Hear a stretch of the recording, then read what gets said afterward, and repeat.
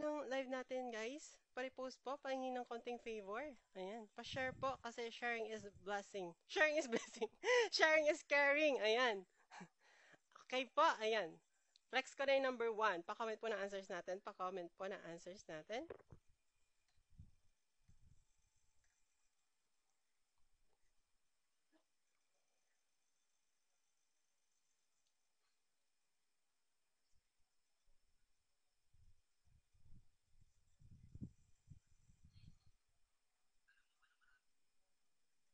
Pa-comment po, number 1, the red tide phenomenon. Asan na ba yung ano ko dito? Yung pen ko. Wait po. Test muna natin yung pen ko kung gumagana siya. Kung hindi siya nag-aano, nagloloko. Ngayon, ayan, gumagana naman. Pa-comment po na answers natin para may participation. Ayan, para may active learning, no? Talagang ginagamit niyo yung utak niyo para sagutan to, guys. So, ayan, pa-comment po kapag red tide. The red tide phenomenon makes which type of marine organism toxic and unsafe for human consumption? Alin dito, guys? Kasi pag kinain natin siya, makita talaga natin si Lord. Makita talaga natin si Lord, no? Ayan. So, syempre, hindi yan letter A, crustaceans. Kasi yung crustaceans po, yan yung mga crabs. Ayun, yung mga crabs, yung mga lobsters, ayan.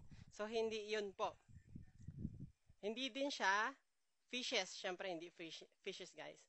At saka, hindi din siya algae. Ang answer po ay mollusks. Ayan, si algae po, yan yung nagkukos ng red tide. Siya yung nagkukos ng red tide, guys. Pero hindi siya yung specific na organism na hinahanap natin sa question na ito. Kundi ang hinahanap natin, yung mga clams. Ayan, yung mga clams, yung mga oysters, yung mga talaba sa amin. Talaba sa amin eh. Yung mga tahong, di ba guys? Yung mga tahong, so allergic ako dyan. Charis! So, ang answer, guys, under lahat yon yung mga clams, tahong, yung mga oysters, clams, dito sa mollusk. Ayan. Okay, ayan, number 1. Ayan, letter C. Number 2 po, pa-comment po na answers natin.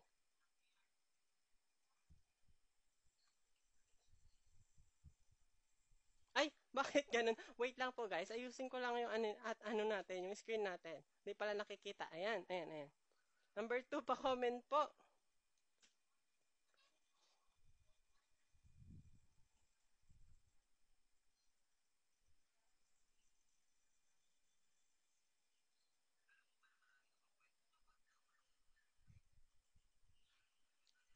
Okay, number 2.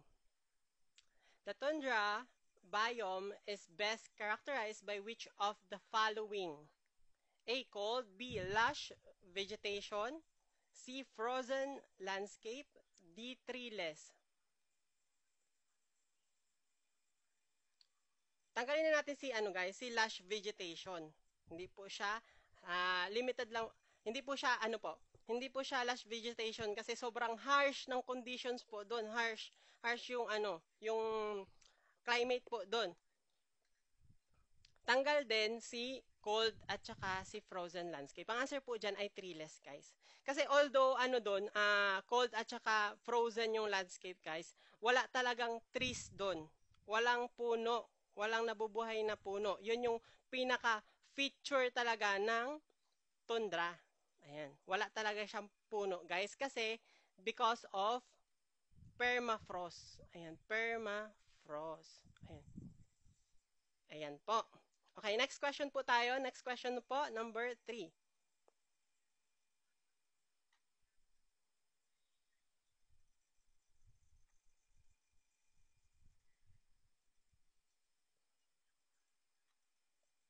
Sa mga naghanap po ng ating backboards exam. So, ito yung mga questions na to, nandun din siya. Kasama siya dun, guys, yung mga question na to. So, pang malakasang questions po talaga lahat yon. So, 6,900 questions po ng Prof. Ed at saka Gen Ed.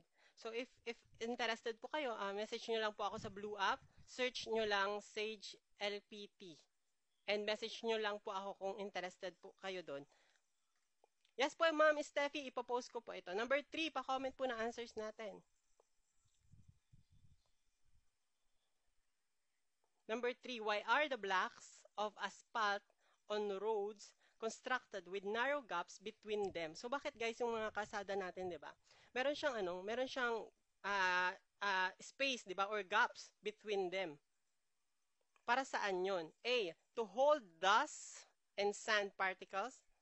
B, to allow for expansion during hot days. C, to provide a passage for water during rainy days.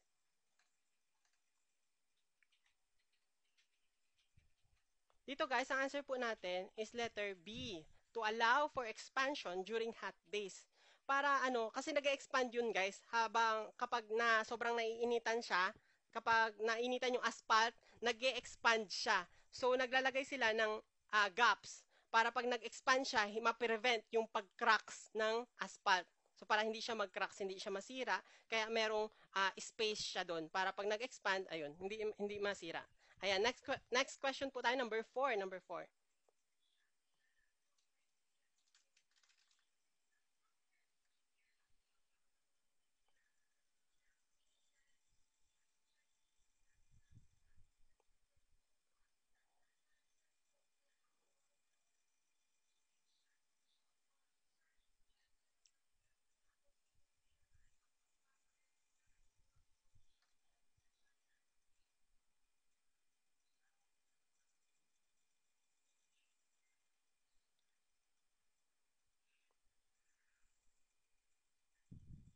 Okay, number 4. Pa-comment po na answers natin. Which metal is commonly used to manufacture containers for soft drinks? Para sa mga soft drinks, guys. So, syempre, tanggal na dyan si letter D. Kasi, grabe naman, silver. Ang mahal-mahal niyan, guys, di ba? Ang mahal niyan. So, impractical siya kung mag-manufacture ka ng mga, ng beverage containers. Like yung mga sa soft drinks. Hindi siya okay. Yung copper, hindi rin. So, hindi siya, kasi ano yung copper, guys, bukod sa mabigat siya, mahal din siya. So, it's either letter A or letter C. Pa-comment po na answers natin. So, answer po natin dito ay letter A, aluminum po, guys. So, hindi yan tin. Kasi yung tin, guys, yan yung ginagamit sa pag-coat ng mga steel. Ayan, siya yung pag-coat ng steel sa mga food containers, pero hindi sa soft drinks. Okay, guys, hindi siya sa soft drinks. Ang sagot po ay aluminum. Kasi yung aluminum, guys, lightweight siya, magaan siya, tapos corrosion resistant pa. At saka easy to recycle. Kaya yan yung pinaka-preferred or yan talaga yung ginagamit na material for soft drink cans. Ayan. Okay, next question po tayo, number 5. So ito guys, itong question na to, dapat master mo na to kasi maraming lumabas last season. Last season guys, ang dami lumabas nito. Parang pang SPED na yung guys, yung exam namin. Pang major and SPED, ganun. So tuwang-tuwa siguro yung mga major and SPED that time.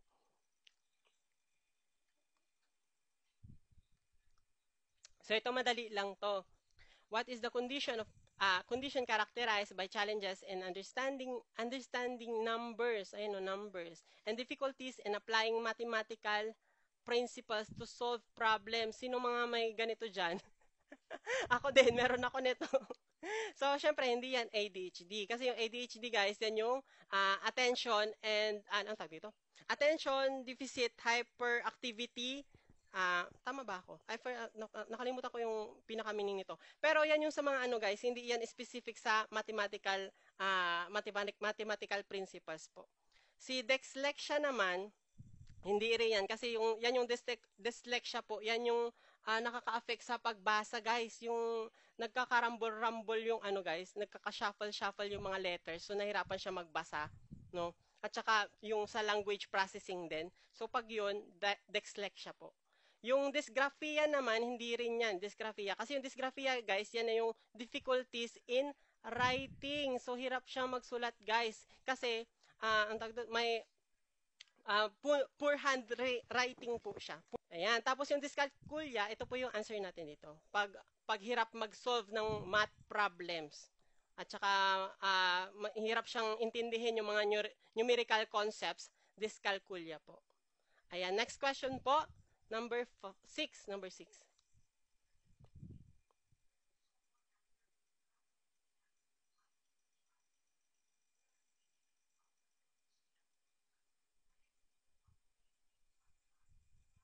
So ito, common na na to guys.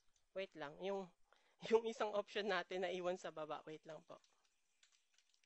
Common na question na to sa mga reviewers. Ayan, pinaka-common. Gas-gas na siya. So, sagutan na natin agad. Number six, what is the three-dimensional solid called where the length, width, and height are all equal? Equal lahat. So, answer natin, cube. Ayan, cube. Kapag cone, ganito siya, oh. Pag cone. Cylinder naman, ganito. Ayan. Pag sphere, bilog. Pag cube, ganito siya, guys. Ala, hindi ako marunong mag-drawing. Ganyan. So, ayan. Okay, next question po tayo. Number 7.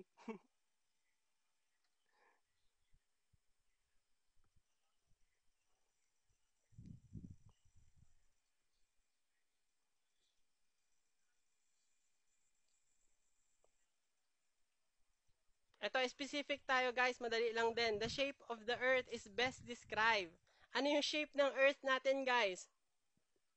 So, syempre, hindi siya two-dimensional circle. Kasi yung two-dimensional circle, ibig sabihin yan, 2D lang, flat lang siya, flat lang. So, hindi yan. Hindi rin siya perfect sphere. Hindi siya perfect na bilog talaga guys. Hindi siya perfect. So, answer dito ay oblate spheroid. Ayan. Oblate spheroid po yung earth natin. Ayan po. Next question, number 8. Ito, may lumabas din ganito guys last season. Yung mga ano guys, yung mga mutualism, ayan. Ano pa yun? Commensalism, predism. Charis.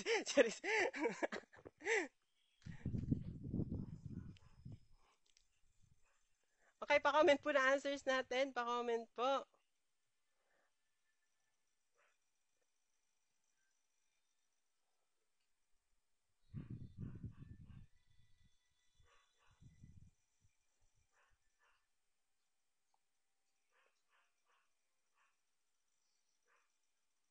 Okay, number 8. Which of the following pairs demonstrates mutualistic symbiotic relationship? Ibig sabihin, ang hinahanap natin, mutualism. Ayan. Where both organisms benefit from their interaction, of course. A. Bees and flowering plants. B. Tick and dog. C. Tree and orchid. D. Lion and zebra. So, hindi yan si lion and zebra kasi yan ay predation. Predation po yan. No? Kinakain ng lion yung zebra. Yung letter C naman, tree and orchid, hindi rin. Kasi ang tree and orchid, guys, commensalism po siya. Commensalism. So, ibig sabihin nun, it's either yung isa nagbe-benefit or yung isa hindi siya na-harm kahit na nagbe-benefit yung isa. Ayun, guys. Okay. Yung ano lang kasi dito nagbe-benefit yung orchid lang po. Next, yung letter B. Tanggal din siya kasi yung tick and dog yan ay parasitism. Ayan, parasitism po siya. Ayan, kasi yung kuto ng aso, 'di ba? Yung food niya is yung dog's blood. Ayan, yun yung survival niya. Tapos syempre na-harm yung dog kasi may irritation, may blood loss, ayun, kahit yung transmitting disease pa nga eh. Ayan. So, answer po dito ay bees and flowering plants. Ayan. Kasi yung bees, yung nagko-collect ng nectar and pollen from flowers para mapakain nila yung sarili nila and yung colonies nila. In return, nagbe-benefit din yung flowers kasi nagkakaroon ng reproduction. 'Di ba? Kasi nagta-transfer ng pollen eh. Kaya nagkakaroon ng reproduction. Ayan, number 9. Number 9.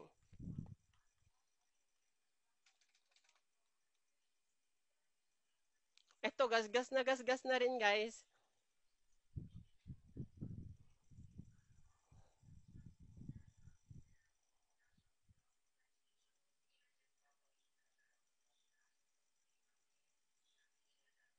Number 9, which large marine mammal is he identified by its long tusks? Ayan po. Thick blubber and whiskers is native to Arctic region. Native siya dun, guys. Pero basta nabasa nyo na yung long tusk na yan, alam na. Answer dito ay walrus, guys. Yung narwhal, yung tusk niya kasi spiral. Spiral yung tusk niya. Ayan. Sea lion, syempre hindi. Walang tusk yung elephant, seal, at saka yung sea lion. Next question po tayo, number 10. Filipino.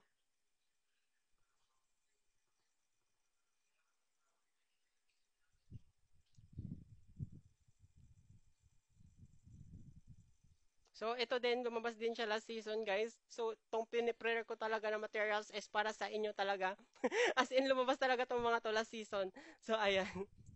Pang final, ano talaga to? Final review, ganun. Final, pabaon. Pabaon na siya.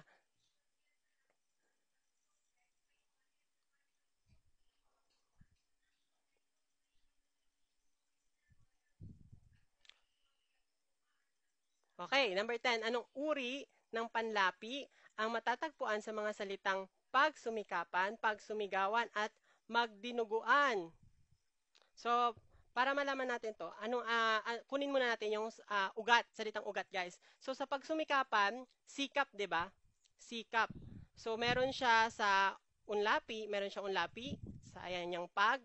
Next is meron din siyang gitlapi kasi may dito. Tapos yung hulapi is yung an. So, ibig sabihin siya ay laguhan, letter B. Ayan. Dito din sa pagsumigawan, ganun din, di ba? Salitang ugat is sigaw.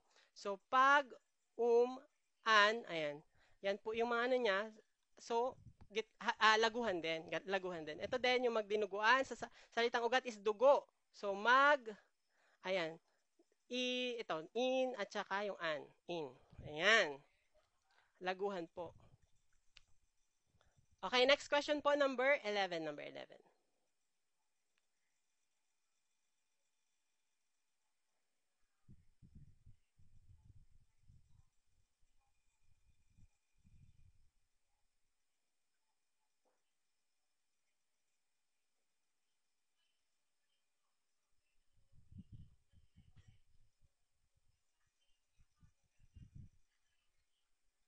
Number 11, alin sa mga sumusunod ng salita na salita ang hindi may tuturing na payak na salita?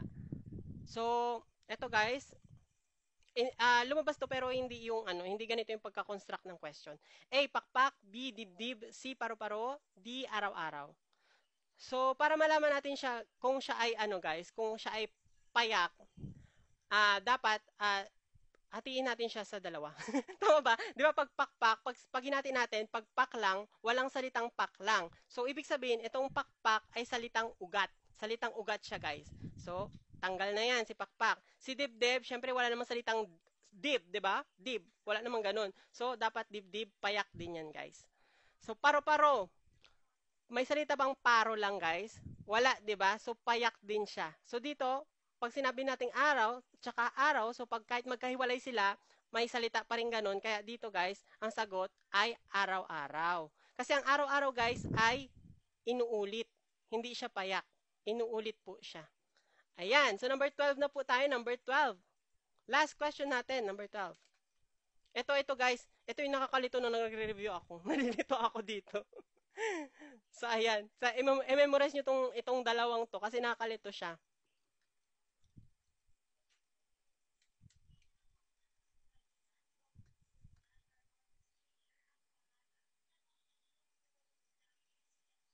Nakakalito siya, di ba? Nakakalito to.